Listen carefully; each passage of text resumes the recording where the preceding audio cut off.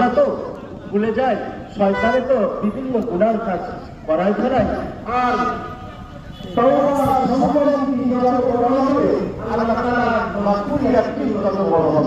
সবথেকে পৃথিবীর মধ্যে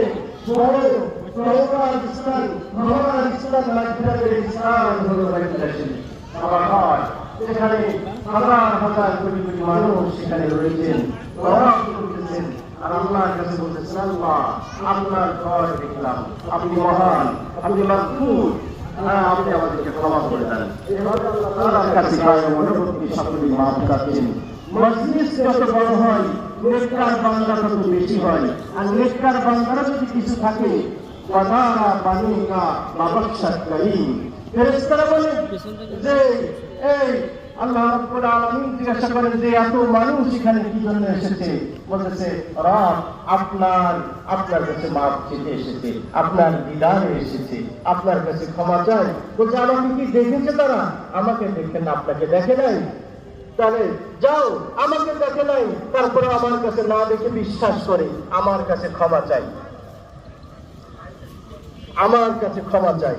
মুহতারাম হাজিরিন, আমাদের নামাজের টাইম অতি সন্ন্যকালে 8:30টায় আমাদের নামাজ।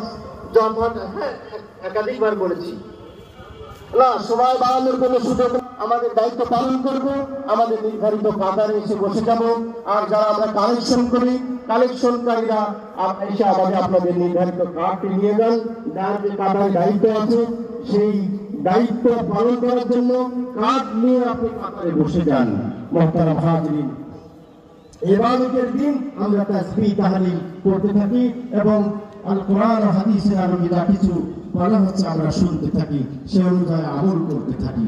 মুহতারাম হাজিরিন, বলতেছিলাম যেই মজলিস যত বড় হয় সেখানে নেককার মানুষের সংখ্যা তত বেশি থাকে।